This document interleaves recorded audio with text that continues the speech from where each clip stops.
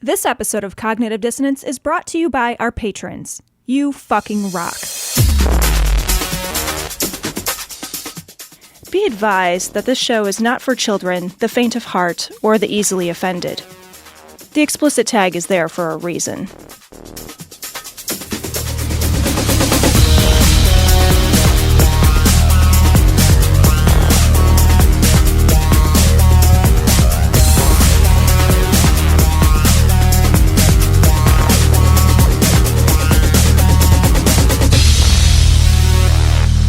Recording live from Glory Hole Studios in Chicago, this is Cognitive Dissonance.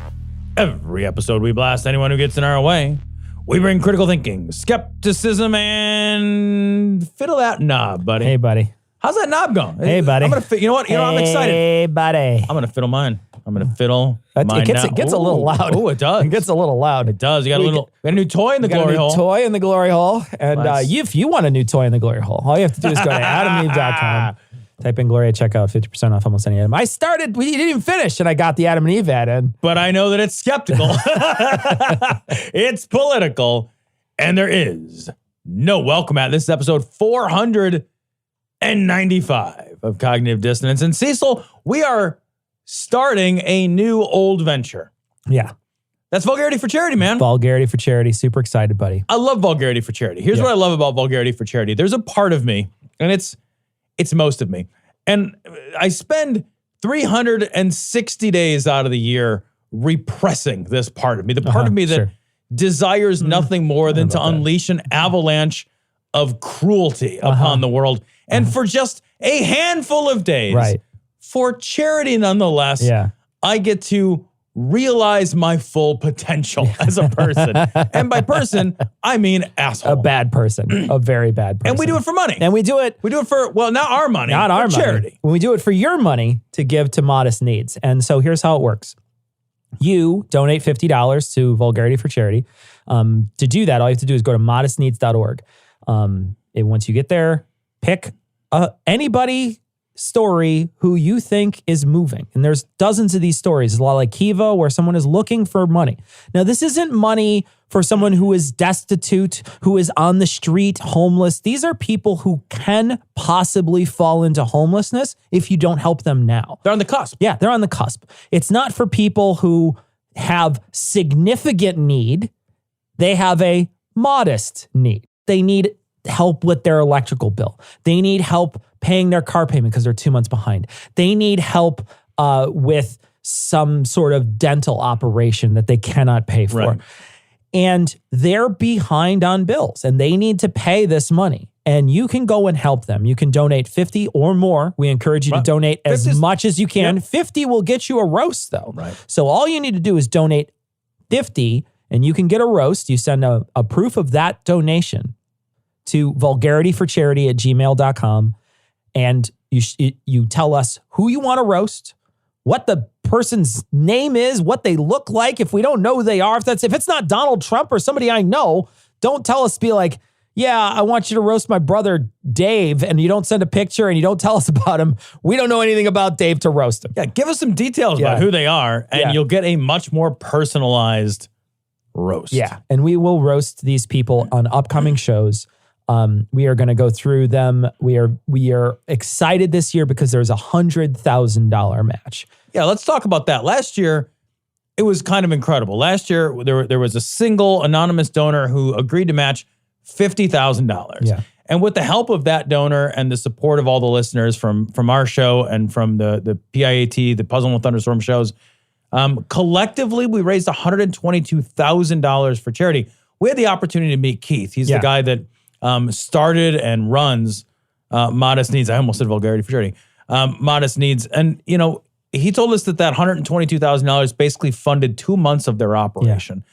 Well, this year, the same anonymous donors agreed to match up to $100,000. Yeah. So we have the potential to do like an astonishing amount of good. Yeah. Like a real, genuine, holy shit, stop the presses amount of good. And I am fucking so excited to be mean, to be kind. Yeah, exactly. To be cruel to be kind. Cruel to be kind. So start as soon as you hear this, you can go to modestneeds.org. You can donate. Send proof to vulgarityforcharity@gmail.com. Tell us who you want roasted. We'll get started on the roasts. Let's start getting these donations in. Let's start this drive early. Let's start strong. Every dollar is worth $2. Every single dollar you donate is worth $2. And it's not even a Ponzi scheme to get it. I know. Like, it's actually true. Yeah. Like, Bernie Madoff is not the anonymous donor. I'm pretty sure what's killing the crops is this Brondo stuff. The Brondo's got what plants crave. It's got electrolytes. What are electrolytes? Do you even know? It's what they use to make Brondo. Yeah, but why did they use them to make Brondo? Because Brondo's got electrolytes. All right, so we got to talk about this story. This story comes from Inforum. I almost read this as Inforum. Inforum. That was last week. That was last week with the guys who talk about info wars all the time. David Michael or whatever that guy's sweet voice was. David Michael. He totally sounded like David Michael. Blast from the past. Oh, Jesus. All right, he's dead now. With Beets. No, he's probably not. He should be. He might be. He almost certainly probably should be. All right, so with Beets still in the ground, farmers pack in churches to pray for better harvest conditions. Dropping them beets. Oh, when they're blighted, they're sick beets. The problem is they can't pull them out because they're fat beets. It's too fat. The beet's too fat. Oh, man. That's good shit. Anyway. God, you got to get them while they're fresh beets. Fresh you know? beets. These beets are so fresh. Oh, so this is pretty great. So, you know, there are places in the country where the harvest is shitty. Heavy rain, snowfall, all kinds of problems. Yeah. Now, one of the ways you could address that would be to, I don't know, vote for leaders that will address the climate change issue that is absolutely crippling and will continue to devastate our farming and agriculture. And that's one thing you could do. Yeah. You know, that's option one. You put that in over here on this side. Sure. The other thing you could do is go to church and wish at the sky real hard that your plants grow better. Well, one of the things they said it's all dependent on Mother Nature and the man upstairs is what it says. And I was like, I think he's kind of given up on his downstairs neighbors, to be honest. And I don't think we're getting our security deposit back either. This motherfucker. Like, it's so funny because you're just like, yeah, look at the man upstairs. I kind of wonder, like, there's a part of me that wonders, are we going to have to, in the Midwest, if this sort of thing is the new normal? Because I don't know if it is or not, right? Yeah, right. We don't know. It could be a 5-year trend, right? Yeah. But it feels like there is a new normal here in Chicago, which is a cold-ass winter, cold, wet, shitty winter that's 9 months long, and then a very brief cold summer. Yeah. And that's been the sort of... We've had that for a while For about 5 to 7 years, it's been about that. It's been basically like what happens.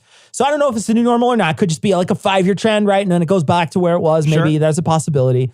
But if it is the new normal, we're going to have to figure out some technology to figure out how to harvest. You know, maybe, I don't know, it's like a fucking Columbine with fucking galoshes on it or something. But whatever it is. Well, I don't want to repeat a Columbine. Yeah. I definitely, I don't know. Columbine?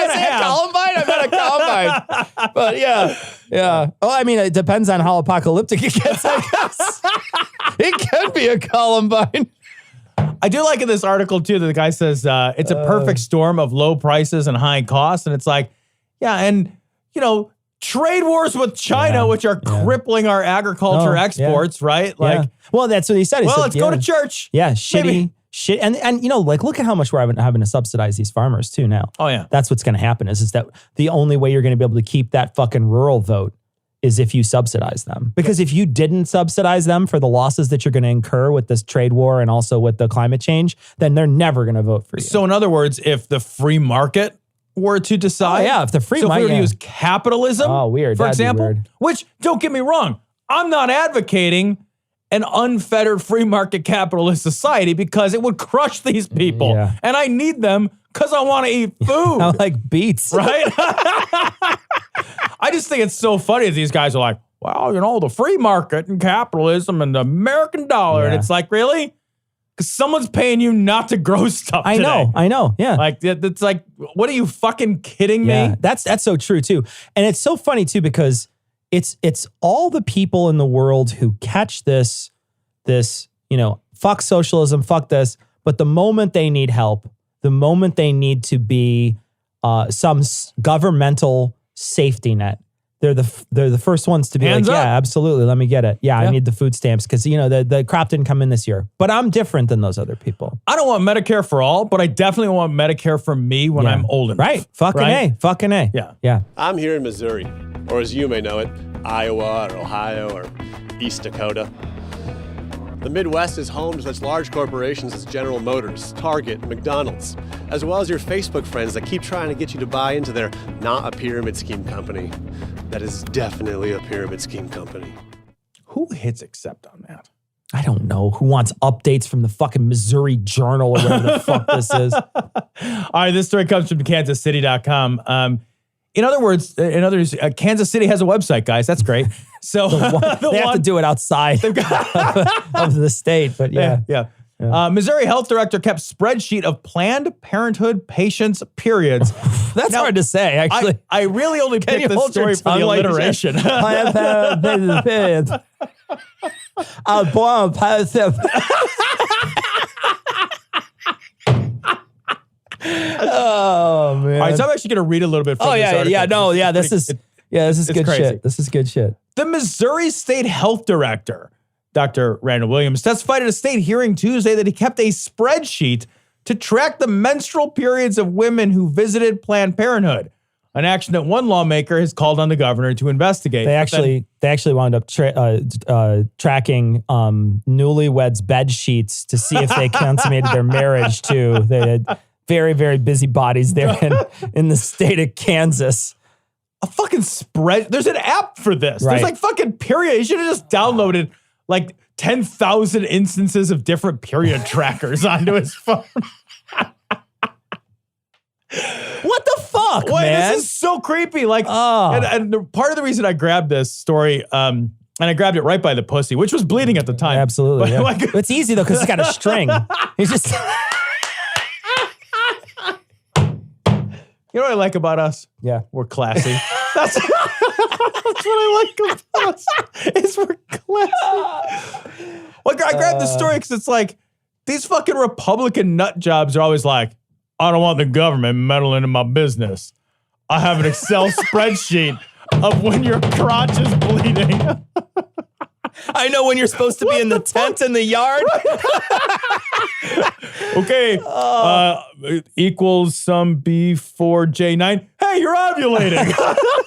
You know what? I can't fucking even think of an equivalent that a dude could have. Like maybe like you have to wear like a sandwich board which says the last time you got your last prostate exam. I don't even like I literally cannot. There is no analog. There's no analog. Like I was racking my brain. I'm like, what the fuck would possibly happen for a dude to be shamed like this? What on earth? And first off, shaming someone for a period is ridiculous as it is, right? That's a silly thing to think about. But the idea that like we're gonna like keep track of this so we can then take your rights away more and like prove shit that like Planned Parenthood is bad.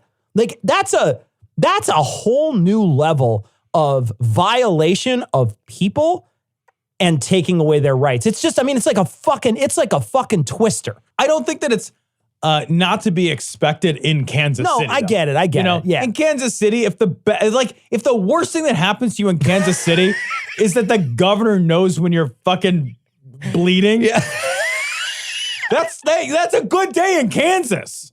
Is he walking around just sniffing? It's like, I can smell your blood.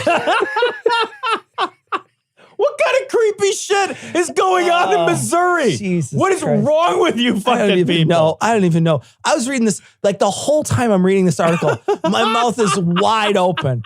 Genuinely, what the fuck is wrong with you? I'm trying to imagine when he's like, well, I gotta write. This is too much to write down. I need to start a spreadsheet. I need a database. God damn it. I need a guy on this.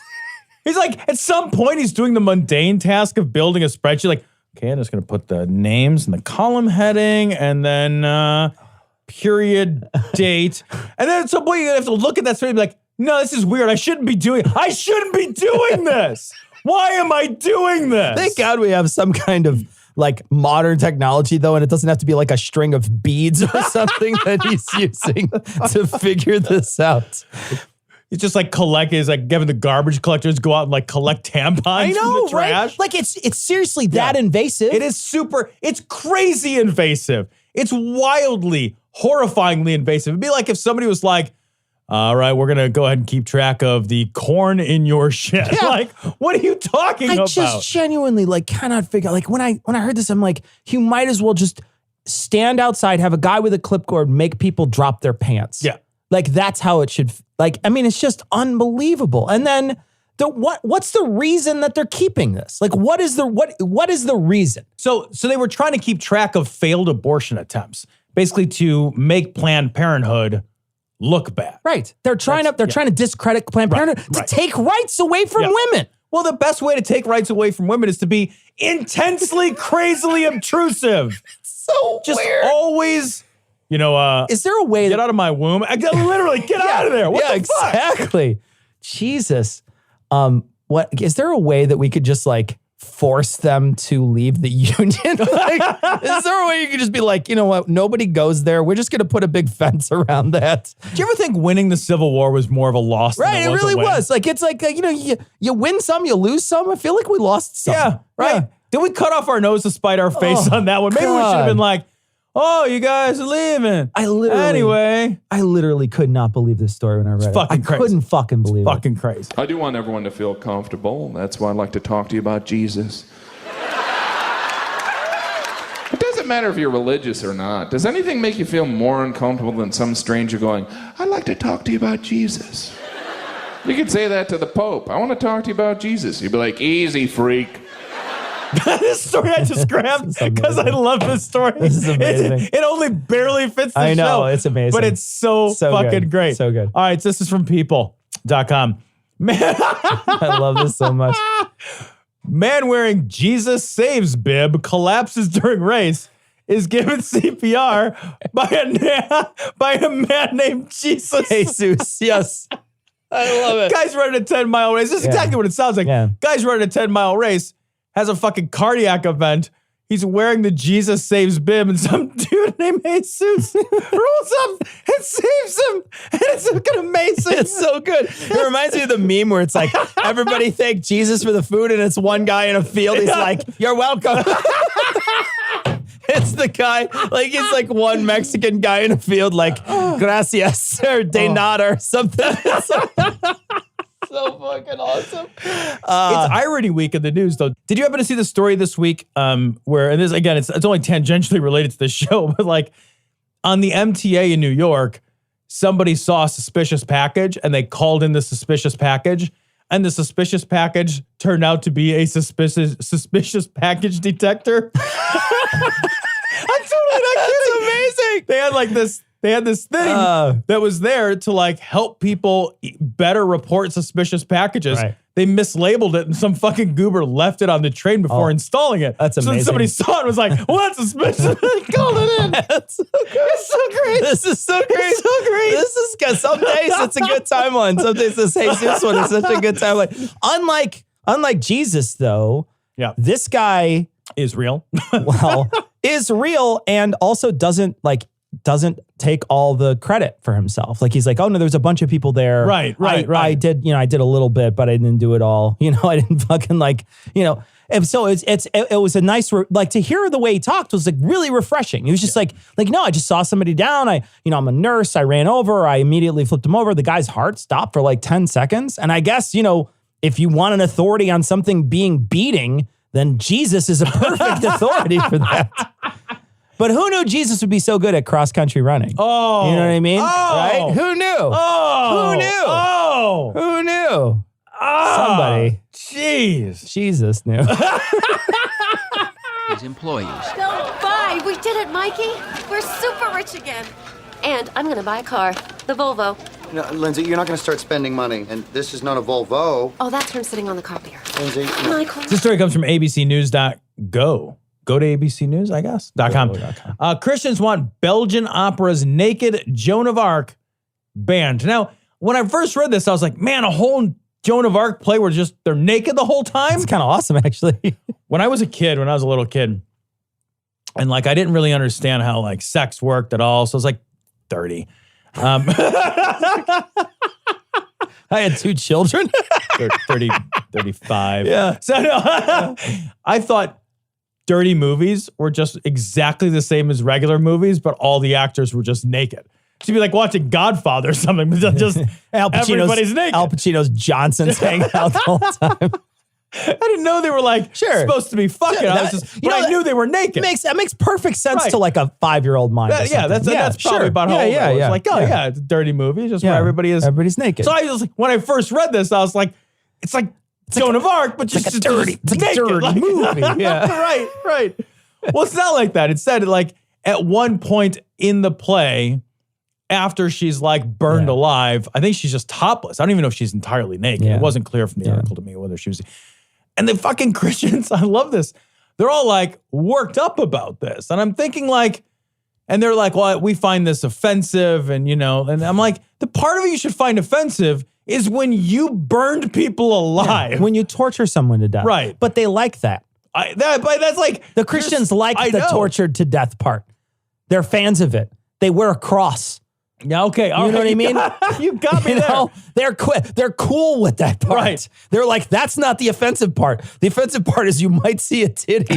That's the offense. Also, like, do you not know the story of Joan of Arc? Because at one point they say, in which the heroine appears dressed in men's clothes and at one point naked. And first off, what's men's clothes? What does that even mean anymore? Because like you could maybe make an argument that there are women's clothes and not men's clothes, but there's definitely like I don't know, unless it's like a fucking banana warmer or a ball holder or something. Like I literally can't think of something a woman can't wear that a dude can. You know what I mean? Like it doesn't make any sense.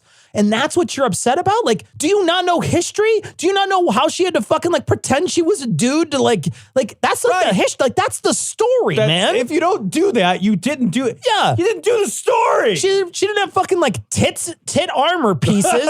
She wasn't like a fucking Mortal Kombat character with a fucking cleavage hanging out. Let's fight the sexy outfit. Exactly. She wasn't wearing fucking a chainmail bikini. What the fuck? What are you talking about? Do you not know this? Like, what the fuck is happening? Like, and they're like, oh, we're really mad she wore pants? Like, are you serious right now? Right. They're like, you're mad about the wrong part of the story. Fucking the idiots. part of the story that's atrocious is when a human being was set on fire. They light a person on fire while they're alive. And they're like, well, all right, that part, that's fine because it's that like bizarre dichotomy of like religious nutbags where they're okay with. There's like no level of violence to which they're not okay with. I know. But like sex, they're just like, well, I don't want anyone to know that it feels good when your pleasure center gets touched a bunch. You know?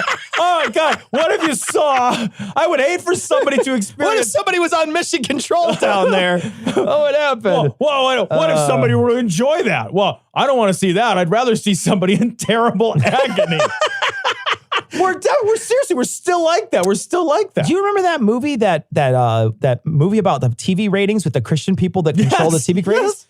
That's the same thing. It's like you could have somebody's fucking somebody could fucking shoot somebody's face off their head and then eat part of their stuff with like a fork, eat their face with a fork. And that would get like a PG-13. But if there's like a fucking Johnson in it, it's NC-17. Yeah. Well, I mean, your joke about Mortal Kombat's a great joke, right? Like my kids play Mortal Kombat, right? And in Mortal Kombat, they like rip the fucking skull out of somebody. They tear your fucking spine out. Beat them with their spines and shit.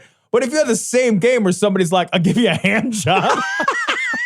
I would play that Mortal Kombat game. People would be appalled. Yeah. People, seriously. I would be just as depressed with the hand job as I would as somebody pulling my skull out of my body. Brutality. It's like, oh, really? Really? You know what? I got just... It's fine. Just go. I'll just do it. I can do it. I can do it better. When I was in college and the Joan of Arc movie with Mila Jovovich came out.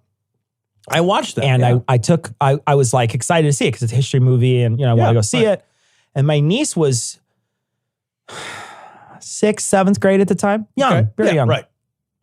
And I don't remember if it was an R-rated movie or not. I can't remember. I believe that it was. Yeah. And so, but I was in college, so I could take her. So I went and bought the tickets. And I thought it was a violence R, so I didn't pay much attention.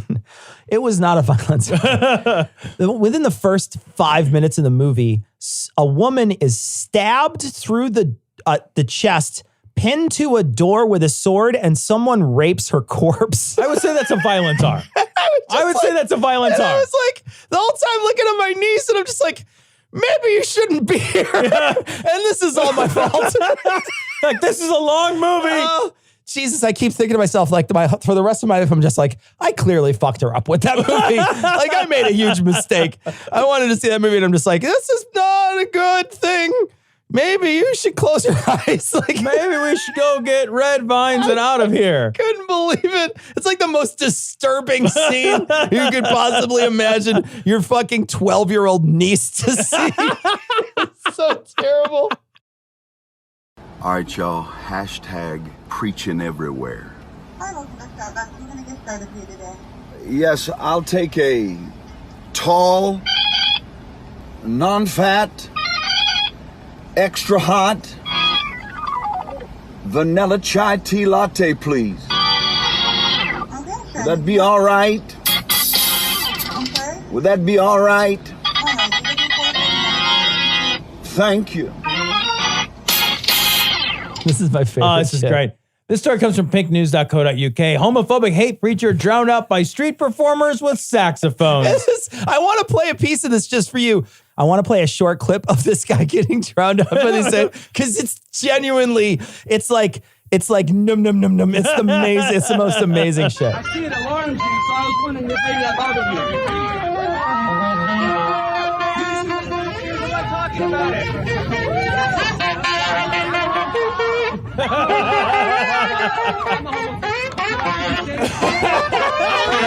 So bad.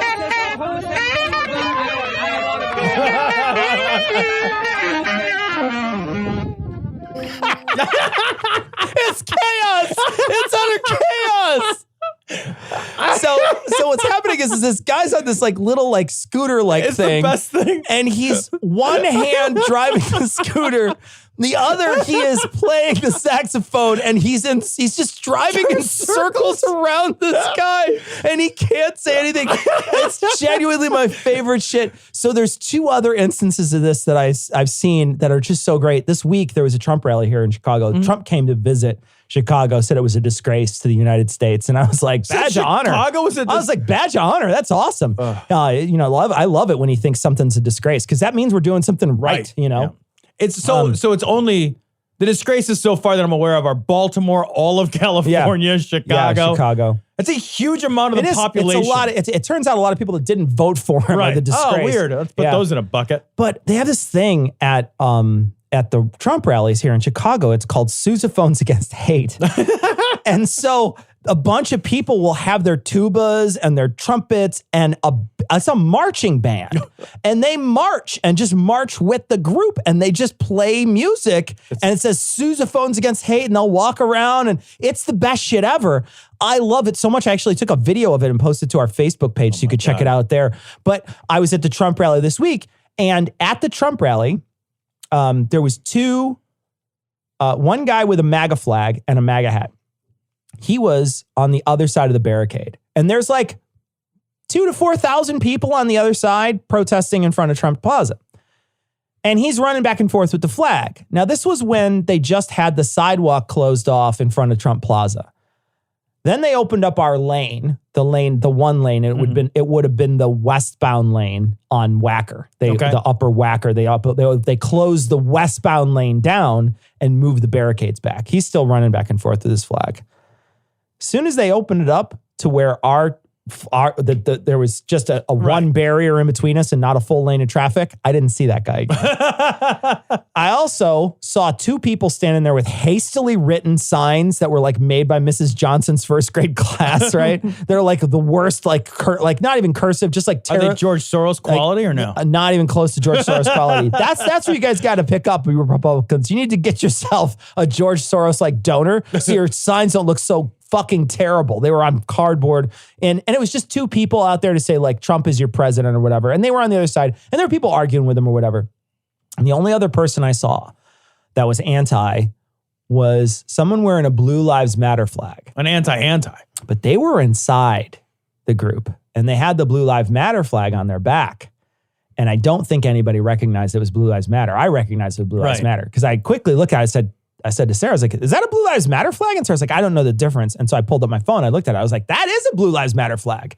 And as soon as I said that, this dude with an anonymous mask and like a fucking MAGA hat that's been like all scratched out and shit, and it's fucking big resist on his back, he walks up and he chewed that lady out. Like he's like yelling at her and he's like, fuck you and fuck that fucking thing and blah, blah, blah, blah, blah. And I didn't see her after that. She got confronted once, but she was walking around with it on, like I think she was trying to get people, but the moment she was confronted, she immediately took off. There supposedly was a couple arrests there, but it was super peaceful. Really just people, just a bunch of photos that I took, a bunch of people with like, you know, like a bunch of, like there was a piñata, but it wasn't a noose piñata. Right. It was just hanging from its head. It didn't have racial overtones. Didn't have racial overtones. Yeah. So, but it was actually really a cool little thing. But the sousaphones from Against Hate were there. Do you know what I love is that we call it a Trump rally, and it's an anti-Trump rally. Yeah, exactly. Right? Like, I just think that that's amazing. It's like you're just like, yeah, I'm going to a Trump rally, and everybody knows it's like not the good one. Yeah, like he holds rallies in a place that you have to get a ticket. Yeah. But if it's like an outdoor, like I don't remember this amount of protesting ever in my life over just the fact that the president's in town. Right. Yeah. Like he's just in town. Yeah. And it's just like, fuck that. He's somewhere I don't like him. Obama was in Chicago all the time. Obama would come into Chicago, and I know you knew it because they'd shut roads down and they'd transport him all over the place. He was in Chicago a lot. And I don't remember any protests against him. Chicago's a blue bubble though. So I don't know if they did that anywhere else, right? I don't know. But I know for sure, you know, and I think the reason why is because this president is so egregious and doing everything wrong at every step of the way that it's just, he's the worst. And so nobody wants to forget. And and I literally left work for 30 minutes to go protest and then go back to work. Right. I was like, that's worth it. It's worth it to walk down the street, go to Trump Tower, stand there, do a couple chants with people. There was a bunch of people from the teachers union took part of their day to come down too. So there was a bunch of people in the teachers union red that they wear and the shirts, and they were down there too. And so, you know, there's just a bunch of people there that are all just like in the same wavelength, like fuck this guy, you know, like this guy's doing some shit that needs to be called out. I also, you know, Sousaphones Against Hate brings back another memory too. Do you remember the KKK rally? Yes. Where the guy with the tuba, where he's playing and the dumpy song they walk? It is genuinely like that. The saxophone thing, that is, in my opinion, the pinnacle of what you need to do to these people. Make them a comedy. Yep. And you turn them into instant comedy when you add those, like that goofy tuba sound or this guy with the saxophone. Benny Hill music, whatever. It's perfect. This is the best way to handle this guy, and this was amazing. This video is so worth a watch. Yep. Time to dust off an old crowd pleaser. Aye there, who has me potato? McFace. I drink all night, I drink all day, I punch me wife the Irish way. Go to the bar, spend all our queen, my wife stays home and has another kid. Got ginger hair, I'm a Catholic, I'm a drunk potato loving dirty mig. Judges, 2 10s and a 0 from the esteemed gentleman from Donegal. Seem to be a crowd pleaser, but we do need to be sensitive to all the white races. This is fucking crazy. And this is Jesus Christ. It's a right-wing watch. A Virginia GOP sends racist mailer attacking Democratic incumbent. So, holy shit. Like, this is not something that happened by some fringe group. That's why I wanted to talk about this. Yeah, no, it was by the guys. This is the GOP. This is the Republican Party of Virginia. They sent out a mailer attacking Delegate Kelly Fowler of Virginia Beach. They depicted her she's Mexican and Filipino. They depicted her as a criminal gang member. They have her they Photoshop her holding up a sign that says illegal immigrants are welcome here in front of a scene of a bunch of people walking like clearly like immigrant, like the immigrant hordes. Yeah, it says a large number of brown-skinned people walking and no location or context in the photo noted. And at first I thought, wow, that's shitty. And then I thought, you know what? They don't need any context. It could be a picture of fucking a sepia-toned picture of the set of Fresh Prince of Bel-Air, and they wouldn't like it. You know what I mean? Like, seriously, because if it's a brown person, they don't like it. Right. It doesn't matter. It doesn't matter what the context in. Yep. And then on the other side, they Photoshop her standing next to a bunch of fucking gang members, like tattooed up MS-13 gang members. Can you read though? Okay, so they're tattooed. These guys are tatted up. They got face tattoos and a bunch, and they look all thuggish, right? I want you to read, Tom, the 3 bullet points on the back of this thing. Kelly Fowler openly welcomes illegal immigrants into our community, putting our wrong families, safety at risk. They don't even have a copy editor. Oh, you're right. Yeah, it's the wrong families. Yeah. Kelly Fowler voted against overriding Governor Northam's veto of sanctuary cities. And Kelly Fowler supports free in-state. See, the copy editing, again, like the capitalization is all weird. Yeah, it is super weird. Like, state tuition is weird. Like, it's why capitalize Why that? wouldn't free? Okay. Yeah. Kelly Fowler, it's actually harder to read. Okay. Kelly Fowler supports free in-state tuition for undocumented asylum applicants. Okay, so first off, what does any of that have to do with the MS-13? So here's people. The third one is my favorite. There's asylum applicants. What an asylum applicant is somebody who is going through something in their country with enough problem to leave their country, something that they are seeking asylum for, seeking asylum because they're being persecuted. There's threats of violence. Something like that is causing them to seek asylum in the United States, and we have accepted their application and let them into the United States so that it can be reviewed. Probably right. That's and she wants to give them free in-state tuition, and that makes people angry. Somebody who is being persecuted so badly in their origin country that they have to come here because they're fucking being literally being persecuted for something. To be fair, now they can come here and be persecuted. Right. For something different. Exactly. Right. Yeah, now they can be associated with MS-13 gang members because that's what you're doing with that image. You're literally drawing an actual equivalence. Yeah, exactly. And I love the idea that giving people an education is not a social good that we want to encourage. Right. It's like, well, they could come here and get educated and then be a productive member of our social economic system. You're like, all right. Oh, okay. That's literally what I'm hoping my kids turn out to do. Jesus, it sounds like a nightmarish hellscape that you are describing to me right now. Oh, free education. Then what are you going to do? Get a good job? And then you'll just make the GDP of the whole country go up. Yeah. I don't even get what the fuck is wrong with you? Yes. And all this is that selfish bullshit of I didn't get it. Yeah. I didn't get it, so I want somebody else to get, you know what I mean? It's like, well, you're not in as deep of need. Yeah. This is a person who left everything. You didn't leave everything. You're still here. Here's the fucking test. Trade your life with them. Right. Trade everything you have. Trade your fucking big, ugly pickup truck that's rolling coal, your fucking gun rack, your dumbass dog, your bitch wife. Trade it all. Trade it all to be a fucking asylum seeker because you won't do it. Because you would never do it. Because it sucks, man. You won't be like, yeah, man, you get free tuition. I'll trade my entire fucking house and all this other shit that I've built up my entire lifetime. I'll trade all that for free in-state tuition. Yeah. You'll never trade it for that. Nope. It's like the same reason people get mad when they we should house the homeless. Like, fucking, I shouldn't house the homeless. I had to do all this shit. It's like, well, then trade it. Become homeless and get a free house. Yeah. See how that works for you. You're not willing to do that? Then shut the fuck up.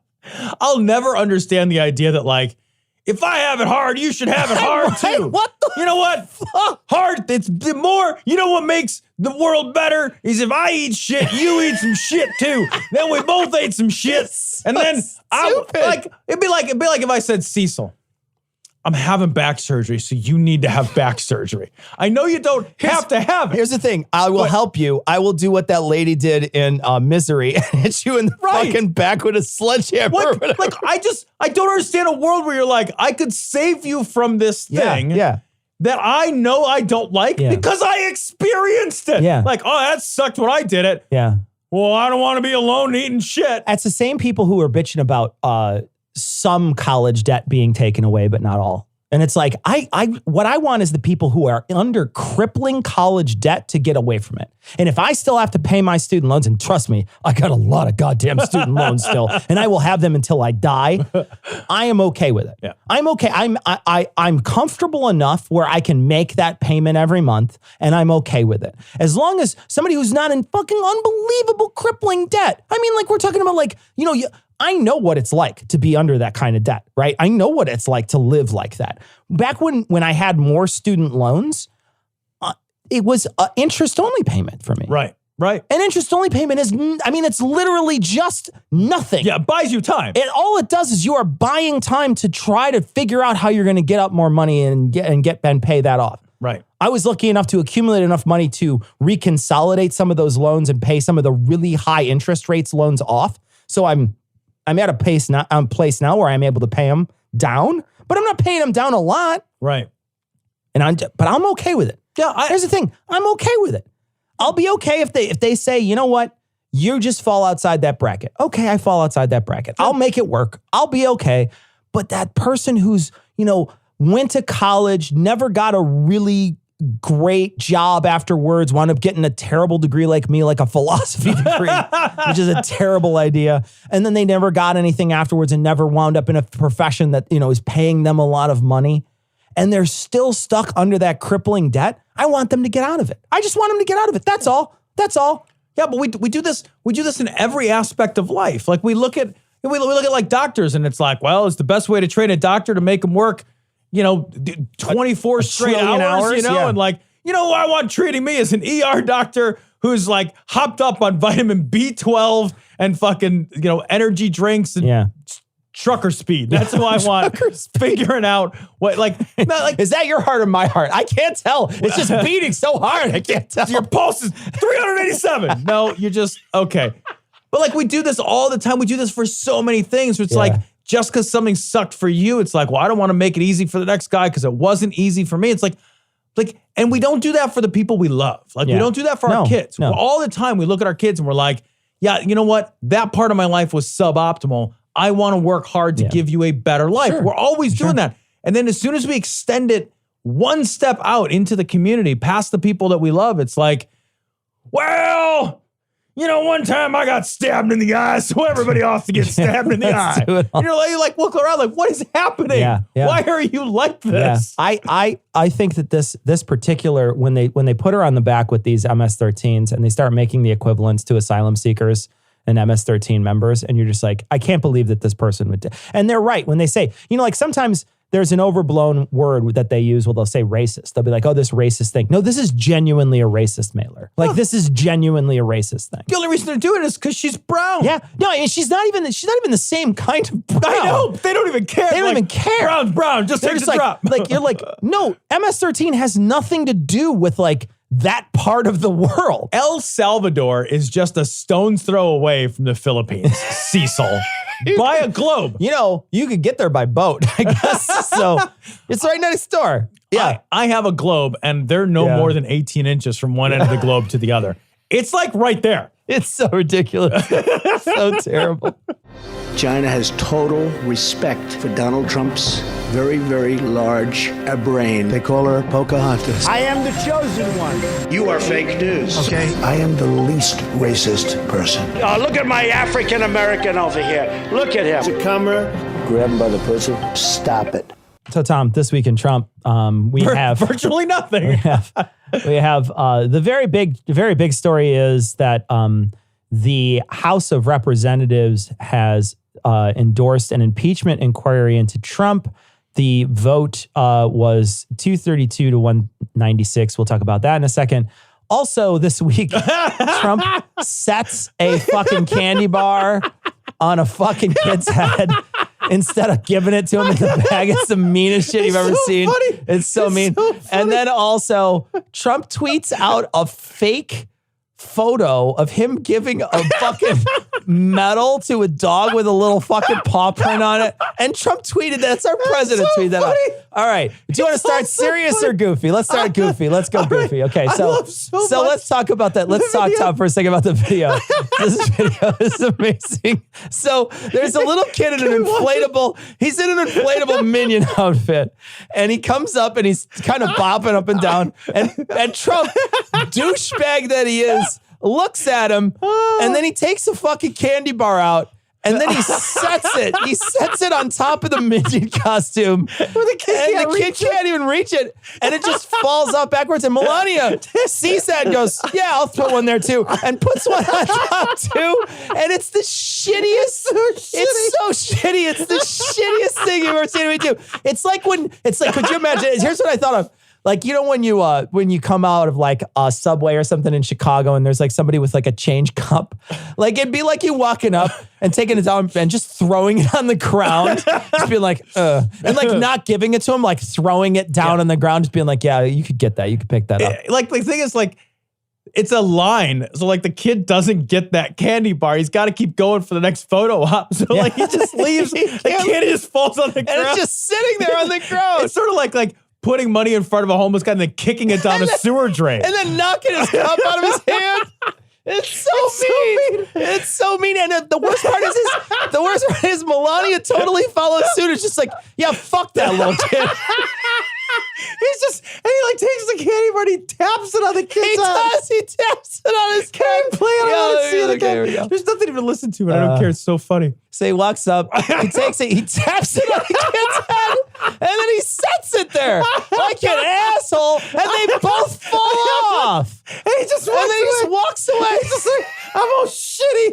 What the fuck is wrong with you? Just play nice with the Oh, kids. Jesus, what an asshole. But this to me is just like one of those things where it's just like this to me is the perfect example of like a guy who's never interacted with the real world, right? We talk about, you know, the George W's of the world. We're like, I gotta have a beer with that guy. You could not. Like this guy, like he literally, like he is not a human being. We make fun of Ted Cruz being from another world. This guy doesn't know what it's like to be a human being. No, he has no idea. Neither one of them are in touch with reality. And like, we have so given up on any kind of basic decency that we all think this is funny. I know. Obama wore a linen suit once. The internet exploded. This kid's he's mocking children. It would have been better if he like Sparta kicked him and he flew over. Nobody would even care. Nobody would give a shit. Nobody would care. You could douse him in lighter fluid. It's a Minion running around on fire. He's just standing there. He opens the candy and starts eating it. Oh, and then motherfucker. This is amazing. So this guy, that's al-Baghdadi, is that his name? Al-Baghdadi? Yeah. He died this week. He got murdered by a military force. And part of that military force was a dog. And so somebody, and I think this was the Daily Caller, had photoshopped the poor guy, the original guy. It's like an original guy getting a Medal of Honor. James C. McLaughlin or whatever is getting an original. In 2017, dude's getting like a genuine, real one. Yeah, hold on. He gets the Medal of Honor for saving 10 people's lives in Vietnam. Yeah, he gets a Medal of Honor, and then they're like, they Photoshop him out of the photo, put a dog in there, and Trump retweets it. And they changed the Medal of Honor to a little puppy foot. A paw print. It's amazing. I want to read part of it though, Tom. My favorite part is Trump is talking and he says, our canine, as they call it. I call it a dog. A beautiful dog. A talented dog was injured and brought back. That's a quote our president said out loud. That is such a twat. He's such a fucking insufferable twat. Oh, it's so amazing. So this was a beautiful twat, a talented twat. God, I can't believe that he retweeted this. Like this is the world we live in where Trump is retweeting. Like somebody photoshopped out the Medal of Honor guy. Like what? You thought it was okay. Why? I don't understand. The picture of this dog too It's the goofiest. I know the dog. You could tell, like the dog looks like it's looking at it looks like it's looking at a frisbee or something. Like it's getting ready to be like, "Where's the ball? Where's the ball? You gonna get the squirrel? Get the squirrel! Get that squirrel!" Oh God, It's so goofy. It looks like the cover of like a bad VHS movie. Oh my Like, God, it does. It's like fucking Medal of Honor dog or whatever. We're gonna make this movie. All right, so now let's shift into this more serious. Oh God! This week, they finished their initial inquiry in their closed door meetings that they had to storm into to show that they had access to them the whole time or whatever last week. The call was coming from inside the House of Representatives. The House of Representatives presented this vote, and this vote was to continue the impeachment. And the vote was 232 to 196 and 100% write down party lines. Yeah. So 100% write down party lines. And I think the only thing I really have to say about this is, there's an idea that that a lot of Christians have, which is like, if you don't have sort of some like objective thing, you'll fall into moral relativism, right? You remember that? You know that idea. Mm-hmm. And I feel like this is reflected in this in a big way, because we're talking about, if we don't have these objective rules about how a president can act, then we fall into this moral relativist position where it's like, well, it's fine. It's fine. Trump's fine when he did it, because they would be flipping their shit if it was a Democrat who did it. They're just okay because it's their side, and they're okay with pushing and stretching their morals when it's their side, when their side is the one that's acting. And I just want to ask those Republicans to stop and think just for a second.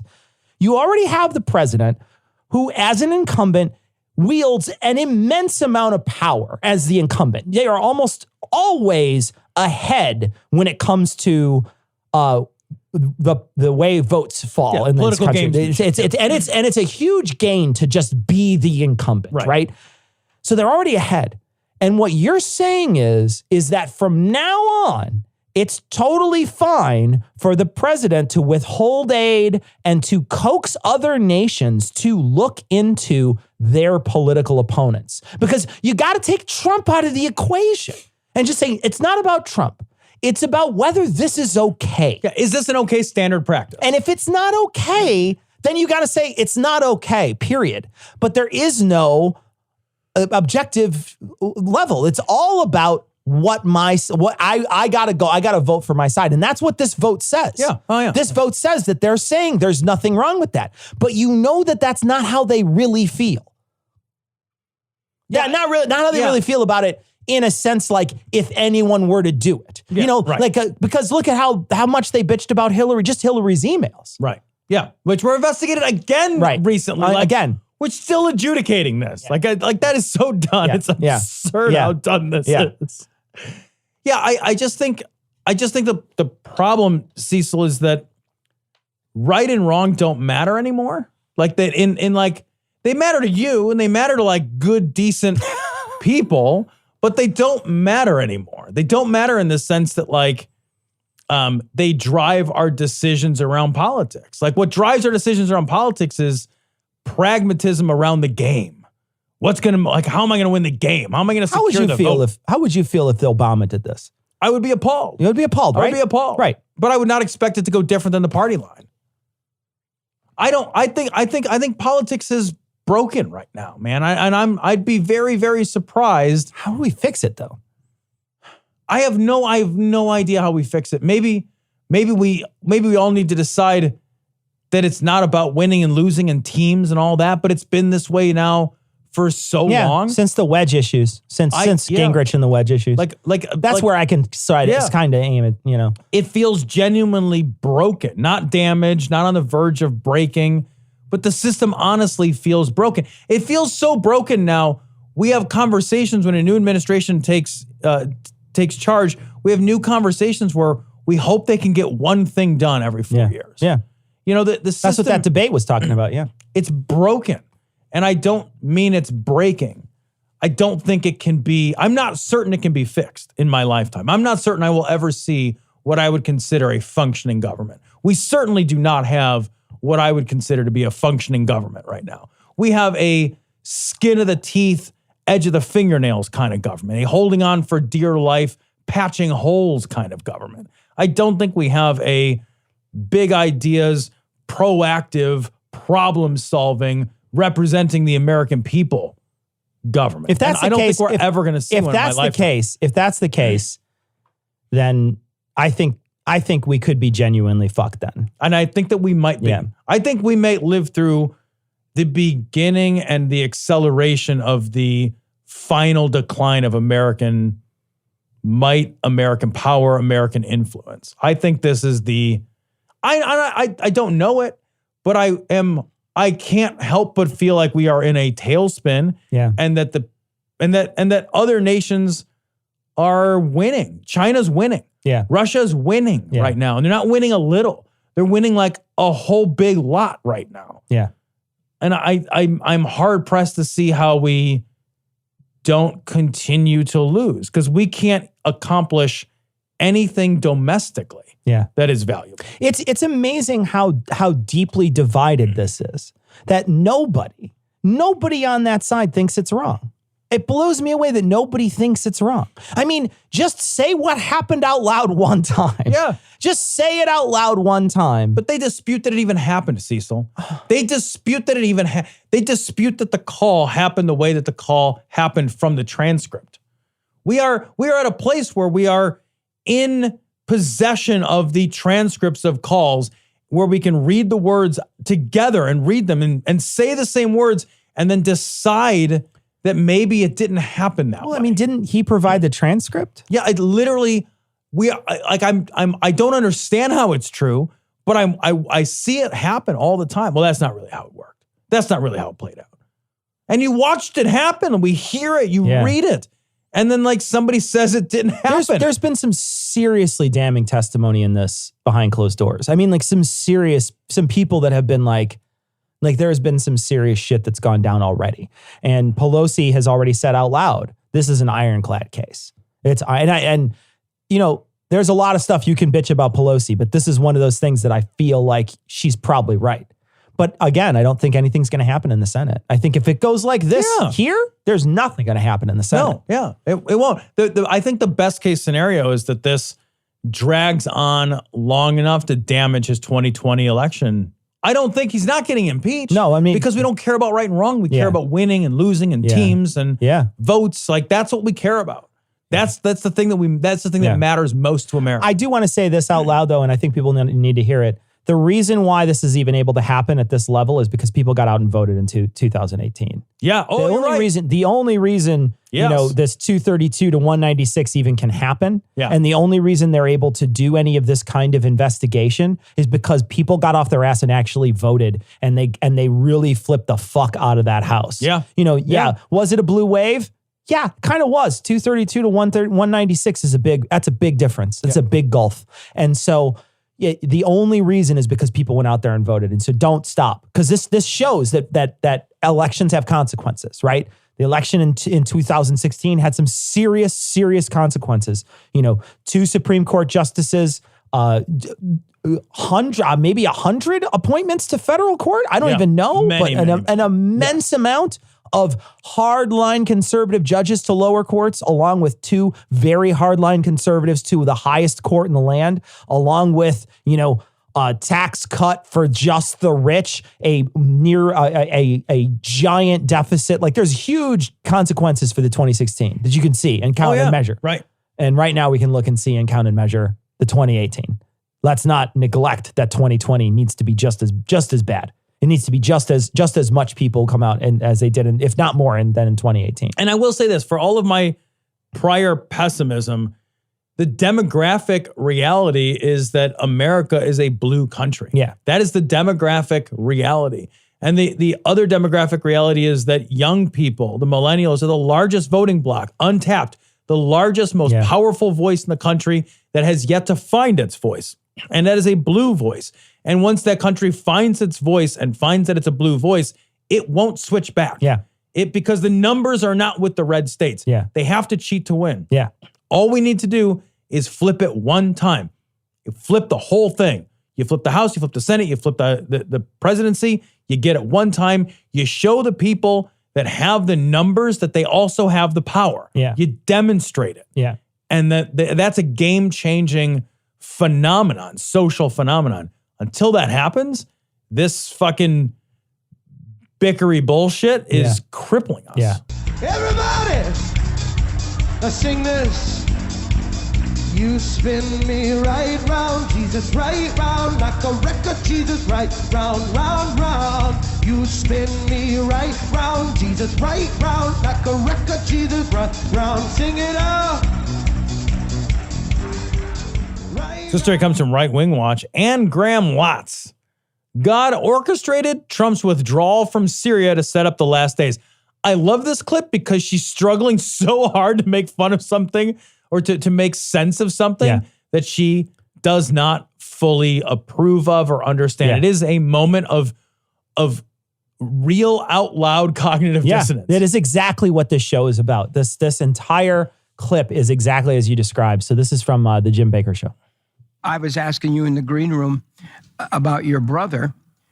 We were talking about Syria and Trump and all. Trump and all?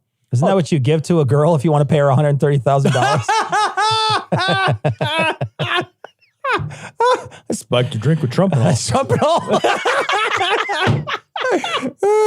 all. And you commented on it. Yeah. I don't know, who knows what's going on over there, but I believe. Well, the intelligence agencies that we refuse to listen to. Yeah, right. Yeah, they know. They know. Yeah. Whether the president is aware of it or not, God has placed him in office. The Bible tells us that. They didn't place Obama in office, but they did place Trump because God likes white guys. I love it. They always have to do the same thing. Like, look, God works in mysterious ways. Yep. And there is nothing more mysterious than this shit. Yeah, that's exactly. And that's going to be her whole spiel. And that's what they have to do constantly, because if you say it once, if you say God put him in office one time, then you've got to spend the rest of your time figuring out why God did it. Yeah, right. Because it can't be wrong. Because it can't be wrong. Yeah, it can't be wrong. It has to be right can't because be God wrong. did it. Yeah. But I love it. Like, they're so baffled by the success of Trump that they can't be like, the American people willed this to be. Instead, it's like, look, I don't get it either. Yeah. That doesn't make any sense. Must have been magic. Must have been God. That he puts people in office and that God has used him in an amazing way to stand up for life, to stand up for the nation of Israel, to appoint judges that abide by the Constitution and the rule of law. And so... in other words, the things that we want. Yeah. Right. I love the idea that some judges don't abide by the rule of law. Like, they're judges. Yeah. That's literally what they do. Also, didn't Trump try to appoint a blogger as a judge? We forget these things. But he was like, hey, isn't there a conservative blogger with like zero fucking legal history that we should put in there or whatever? Yeah, that guy who's like, I never tried a case. Yeah. I've never And they questioned him for like a minute and he was like, you know what? I can't do this. I can't even do this. I quit. Yeah, Trump tried to... I passed the bar as a joke with my frat buddies. Get the fuck out of here. I know. That's such bullshit. Unless the blog was called The Rule of Law. Then I'll allow it. So I voted for him in the beginning because of the alternative. I couldn't, because of the policies of the alternative, I couldn't vote for her. And so God wasn't. I love that too. Isn't that, yeah. I'm so excited that I voted against my opponent. That's exact, But and then also like you weren't voting for what God wanted then because you didn't know what God wanted until he gave it to you, right? I like this guy so much, I'm just appalled by his enemies. And then I became a supporter. Now I'm almost a fan, but this last move. Still almost. She's not even there yet. She's not even there yet. He's been trying to fucking win you over for the last 3 years by literally sucking the dick of every evangelical in this country. And he still hasn't won you over yet? The supporters are just like, oh God, even we. Get the fuck out of here. Are you serious? So he couldn't fucking bend over backwards and shove his head up his own ass more for the fucking evangelicals. Are you serious? When he's pulled back from Syria and exposed the Kurds to Turkey, that I'm like a lot of people, what in the world is going on? Yeah, I'll tell you what in the world is going on. It's super easy. You got told to fucking do it by Putin. Yeah, this was a straight up gift to his overlord. Like the guys he admires most, that he gets along with the most, are like these autocratic nightmare Eastern European and Middle Eastern dickheads. Yeah. Like Erdogan, like the fucking Crown Prince of Saudi Arabia, like Vladimir Putin, like the fucking jolly fat man in North Korea. Yeah. Like these are his best friends. Yeah. The right was screaming every time Barack Obama met with somebody from the Middle East, it was like, oh my God, he's a secret Muslim. Yep. This guy is just he's fucking filling the Christmas stockings of the world's most vicious despots. Yeah. And we're just like, yeah, all right, that makes sense. Yeah. We're all good with that. Is there any way that we can break down any of the other progress that we made in the past in order to help these despots? Yeah, you know I don't want to be friends with? Europe. Yeah. Western Europe. Right. Fuck those guys. He's only been our friends forever. Because I believe God has used him, whether he really knows it or not. I believe like King Cyrus. It's so lukewarm. Again, it's Cyrus again. It's King Cyrus today. They have to find a story that matches it where it's like, yeah, the guy was a douchebag, but he certainly had some good like Christian principles. Right. So, you know, what are you going to do? Trump, Cyrus Trump. Got used by God to do some good stuff, even though he was on all levels consummately evil. So, you know, if an evil person's in charge, it's okay. Or others in the Old Testament, Nebuchadnezzar, God uses them. And so I thought, has God caused him to go against all of his advisors, all of the military people? And yeah, that's what God has caused. No, he's an idiot. Like he's an idiot and he's a sycophant to other people. Is this a plant? Do you think she's a plant on this show right now? Because right now she's saying out loud he had to have some reason to go against every person that knows about this stuff. You know, he really does fuck things up a lot. I wonder about why God chose him, but God chose him, but he does fuck shit up. You know, maybe God is just like a shitty preteen vandal. Yeah. He just gotta fuck some shit up just cause. God's old enough to be like an OG vandal. Like a vandal, you know, like an actual vandal. Right. And done something that God wanted him to do, whether he knows it's God or not. Maybe he was just bullheaded or stubborn or somebody rubbed him wrong. But anyway, he pulled us out. No, you got to pay $330,000 to rub him right. So, and the thought occurred to me, there's a war prophesied in Ezekiel 38 that has not yet taken place. And I think some of that prophecy, I'm not a prophecy. Best case scenario, we get a war out of this? That's what she's saying? Is that where she's going? The best case scenario is a war in Ezekiel 38? Best case scenario, Trump fucked this. Trump did everything that appears to fuck it up. But don't worry, guys. We'll get a war out of it. Look under your seats and you get a war. And you get a war. What is happening? Expert, but I feel like some of that chapter mixes it up with Armageddon. So there's, how prophecy does. You can have a verse about this and next verse about another one, but it all seems to go together. And if you just pick and choose, you can basically do whatever you want. It's like a choose your own adventure book. It's super fucking easy. She's my favorite because she's just like, look, I look at this shit. It doesn't make any sense to me either. I know it's supposed to. You guys keep saying it makes sense. But look, one verse doesn't mean anything to the next. And this guy keeps doing all this shit that doesn't make sense. And he seems evil on every level. And like, she's just like, I know. It has to make sense because you told me it does. Yep. But I think about it and I think about it. It just doesn't make any sense. She's this close to giving up religion, right? She's this close. Anyway, but there is a war that's predicted that has never happened. And when Gog, the prince of Magog, who some people believe is Putin in Russia, and they come down from the north and they align with Turkey and Syria and Russia, or Syria and Russia. And well, you just said it was Magog. It wasn't Russia. Like they don't fucking. Where is Russia? Where is it? Like fucking what? Where's fucking the Russians 51-3 or whatever? Is it by Thessalonians? Like what the fuck? Did the Middle Eastern fucking illiterates who wrote the Bible even know that there was a Russia? No. No. They knew there was a Magog, so we got to fucking point at the Magog shit. the fuck out of here. Well, it's so funny too because you're just like, I know, it sounds like something out of like a 50s sci-fi movie. Like, you gotta go to the planet of Magog. Beware the Magog. Oh, I'm reading some fucking Lovecraft again. Exactly. If I look at the Magog, I'll go mad. Forget algebra. This is crazy. So, but you know, they do this shit where they're just like, yeah, this place wasn't around then, so I'll just replace it with another word that's in there. And it's like, you can't do that. Yeah.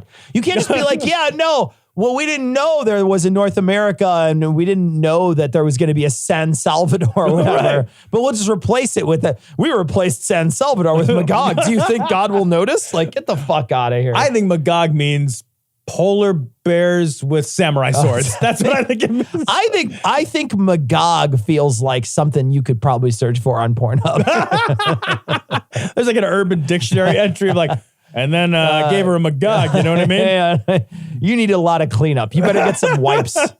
The Sudan and Libya, and then they come up and they go against Israel. And the Ezekiel 38 says that God has done it because he's bringing them against Jerusalem because he's going to judge them and he's going to destroy them. And so I wondered, did God move Trump to move Americans out of the way, freeing up Russia to come down like the Bible says they will? And the Bible didn't say that. You just said the Bible didn't say that. Yeah, but it does say that if you replace all the things that happen with the things that you want to have happen. You just replace all the words you don't like. Yeah. You can make it say anything you want. All right, this is a reading from First Penthouse Letters, Serendipity.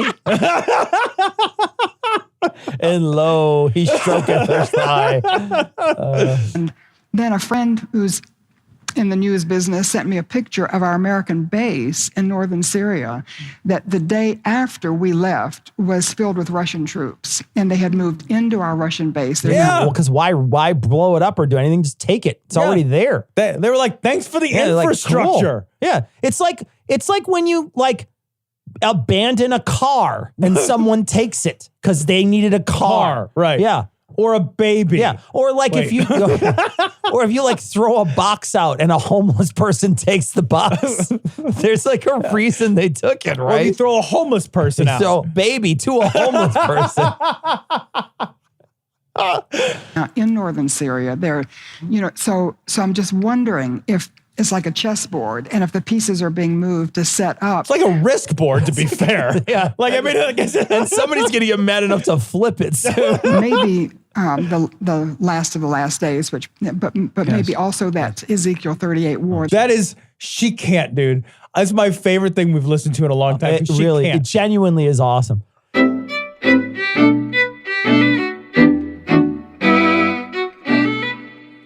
So we want to thank our patrons. Of course, we want to thank all our patrons. We want to thank our newest patrons, Weston, Russ, Adrian, Don, Long Trout, and Mr. Hageloff. Thank you so much for your generous donations. The two people this week that get mugs will be Don and Weston. So Weston and Don, send a message. Now, not everybody, but the two people that are getting mugs, Weston and Don, send a message to Ian at dissonancepod.com and we will send you out a mug to your place of residence. It is a citation needed mug, so you have to download the show one time and listen to it. At least one time. 100 times. We want to let people know that we are still sending out messages for the pizza party. The problem is that we want to give people time, and some people aren't responding to the invites. We're trying to fill it up, though, so a couple of people said they couldn't make it. I resent out invites. If you haven't received word yet, don't worry. You will eventually receive either a ticket, and the tickets are starting to really dwindle out, so chances are low there. But you'll probably receive a message from me soon that says, thank you but we clearly can't accept everyone. Sorry. If you're a patron and you signed up.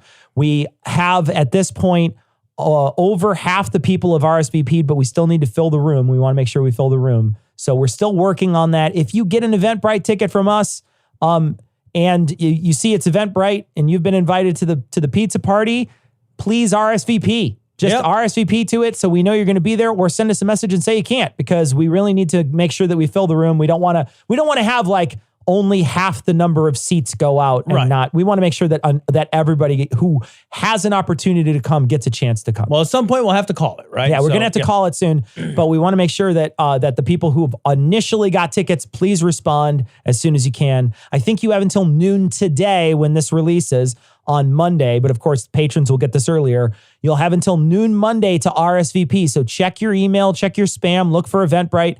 If you opened it and you can make it, please let us know.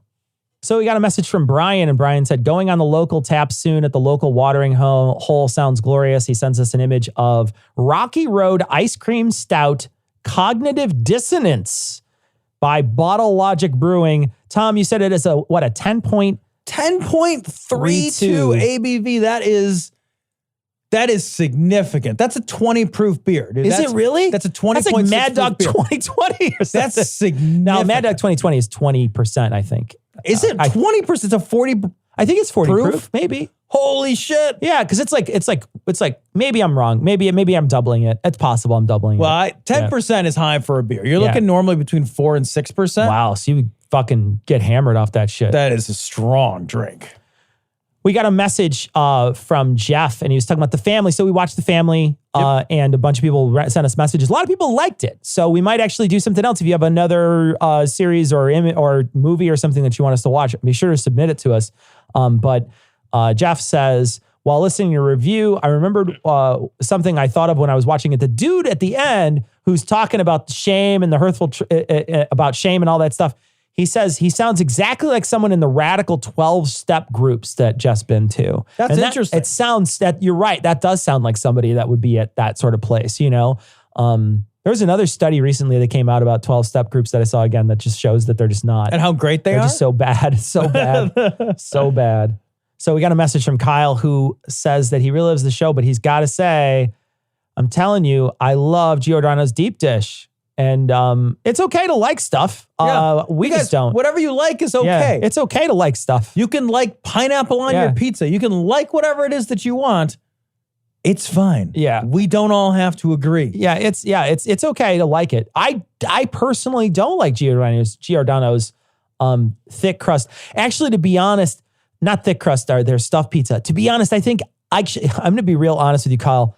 Everything about that pie is not good. I mean, for me, right? Everything about it, I don't like the crust on it. I think there's too much cheese on it. It's real goopy. It's wet. It's all the things I don't like about stuffed pizza. But if you like that, that's great. You can enjoy it. You can like it. Same thing with people who like New York style pizza. If you like it, good for you. It's just not my thing. You know what I mean? Like, I will say too, like there's a couple of, I'm not a huge stuffed pizza connoisseur. So I'm not a guy who's like going on trying oh, is this the best one? Is this best? I was like, I've tried a couple and been like, yeah, I guess that's passable. But it's not a thing I'm super crazy about. Right. Yeah. But I am in disagreement with you. You're right. I don't like Giordano's. So Jeremy sends in a message about The Family. He's like, I really wanted to thank you guys for watching this. He's like, you guys explained it so well. I don't feel like I'm missing out by not watching it. You are not missing out by not watching it. No, you're fine. You're not missing out at all. It's really not great. That's your time. Yeah, and you won't get it back. It's 3.5 hours you won't get back. So we got a message from, this is from Rosalie in North Carolina. And so there's someone in Florida who thinks that female masturbation can apparently open a portal to hell, I guess. And that's, that sounds fine. It's an aggressive way to flick your bean. It's a portal to somewhere. But anyway, Rosalie says, maybe we can make a certain day National Female Masturbation Day. And Rosalie says, I'm game and I'm 71. Good for you, Rosalie. Hell yeah. Hell yeah. Good for you. And she says, I make the best pizza, I swear. If I get to Chicago, I'll make you guys a pizza, pinky swear. And it does look very good. Your pizza looks very good, Rosalie. Pie. Looks like a killer pie, Rosalie. Looks like maybe you could kill your pie on Female Masturbation Day, and you have a killer pie there too. So we got a message. This is from Brendan, and Brendan is from New Zealand. And he said, we were talking about people hitting their kids. He said, also yelling at your kids can also be a pretty bad thing. And he sent us an article about yelling at your kids and the effects it can have on children. You can't do anything to how the hell are you supposed to abuse them? Jesus Christ. You can't make them kneel on dowel rods and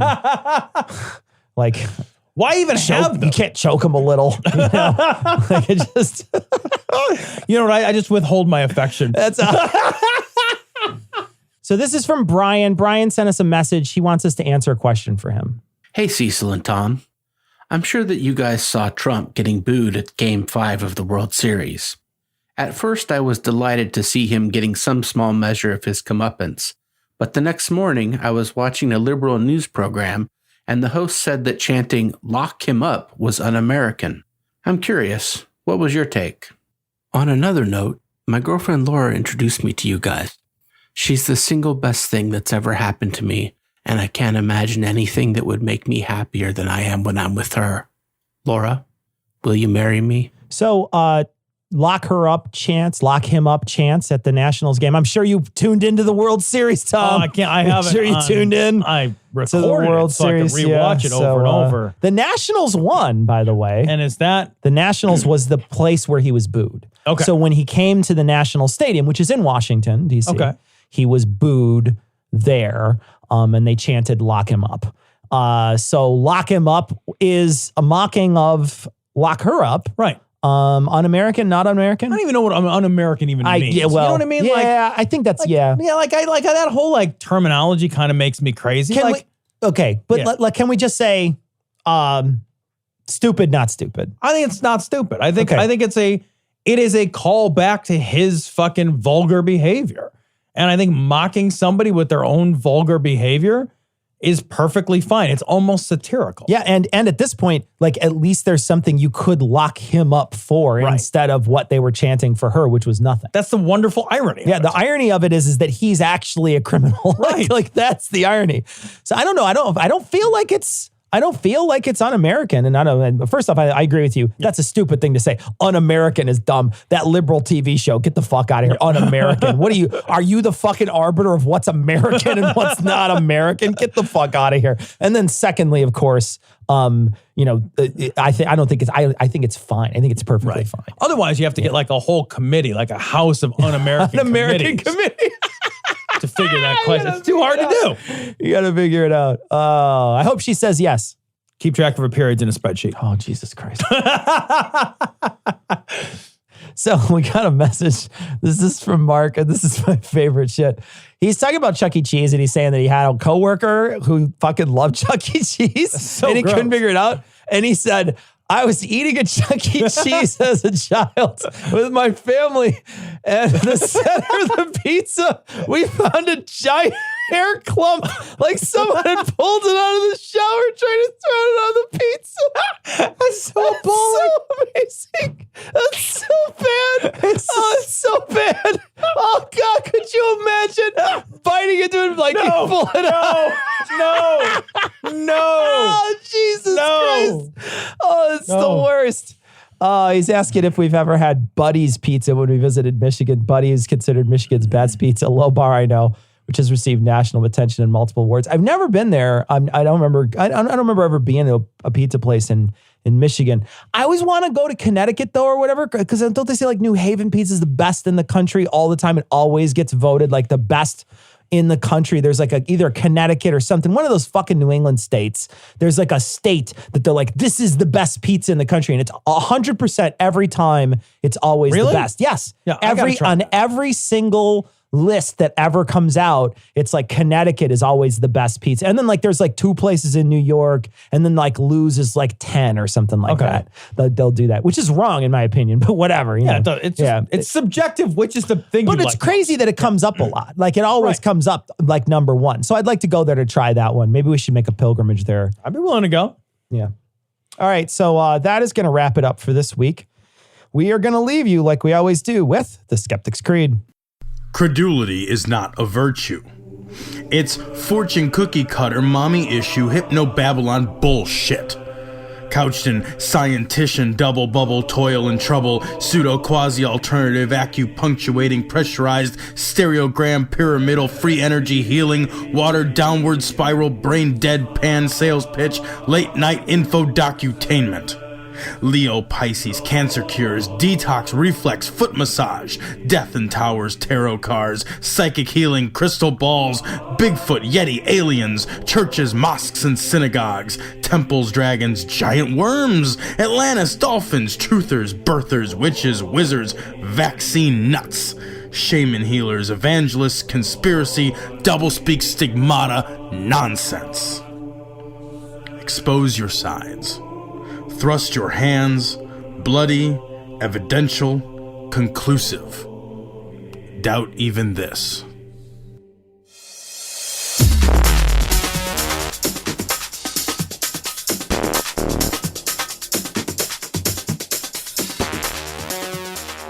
The opinions and information provided on this podcast are intended for entertainment purposes only. All opinions are solely that of Glory Hole Studios, LLC. Cognitive Dissonance makes no representations as to accuracy, completeness, currentness, suitability, or validity of any information and will not be liable for any errors, damages, or butthurt arising from consumption. All information is provided on an as-is basis. No refunds.